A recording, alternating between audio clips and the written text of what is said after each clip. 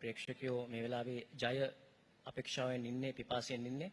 මොකද්ද කියන්න තියෙන්නේ ප්‍රේක්ෂකයන්ට සහ මොකද්ද හෙට තරගයේදී ප්‍රේක්ෂකයන් ඉල්ලන්නේ? ඇත්තටම ප්‍රේක්ෂකයෝ ගත්තොත් හැම රටකම ඉන්න ප්‍රේක්ෂකයෝ ඒගොල්ලෝ හැමෝම බලාපොරොත්තු වෙන ජයග්‍රහණය කරන එක. ඉතින් ඇත්තටම අපි හොඳින් ක්‍රීඩා නොකරන අවස්ථාවල අපි කියන්න ඕනේ අපි හොඳින් ක්‍රීඩා කරේ නැහැ කියලා. නමුත් මම සඳහන් කරා මේම තරංගාල ඉතාමත් වැදගත් ක්‍රීඩකයෝ විදිහට අපි හොඳින් ක්‍රීඩා කරන්න ඉතාමත් හොඳින් ක්‍රීඩා කරන්න බලාපොරොත්තු වෙනවා. ඉතින් ප්‍රේක්ෂකයන්ගේ සහයෝගය අවශ්‍යයි කියන දේ තමයි කියන්න තියෙන්නේ.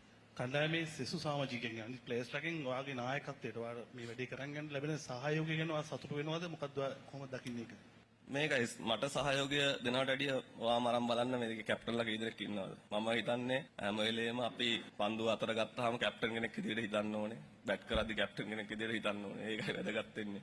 මොකද කැප්ටන්ලම 5-6 දෙනෙක් ඉන්නවා කණ්ඩායම ඇතුලේ. ඉතින් මට සහයෝගය දක්වන එකවත් ඔයාට කාටවත් සහයෝගය දක්වන එක නෙවෙයි වැදගත් වෙන්නේ. අවසානයේ රට දිනවන එක. සහයෝගය කියන එක මම හිතන්නේ ඒක අදාළ වෙන්නේ නැහැ මේ අවස්ථාවේදී. අපි ඔක්කොම යන්නේ එක ගෝල් එකකට. අපි හැමෝගේම අගයමක් තියෙනවා රට දිනවන්න වැඩ කරන්න.